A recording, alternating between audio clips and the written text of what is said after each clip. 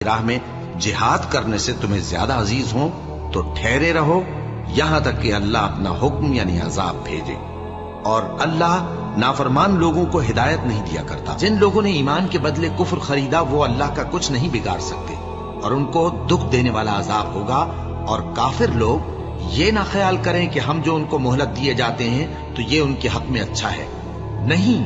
بلکہ ہم ان کو اس لیے مہلت دیتے ہیں کہ اور گناہ کر لیں، آخر کار ان کو ذلیل کرنے والا عذاب ہوگا۔ اور جب سور پھونکا جائے گا تو جو لوگ آسمانوں میں ہیں اور جو زمین میں ہیں سب بے ہوش ہو کر گر پڑیں گے مگر وہ جس کو اللہ چاہے۔ پھر دوسری دفعہ سور پھونکا جائے گا تو فوراً سب کھڑے ہو کر دیکھنے لگیں گے، اور زمین اپنے پروردگار کے نور سے چمک اٹھے گی اور اعمال کی کتاب کھول کر رکھ دی جائے گی،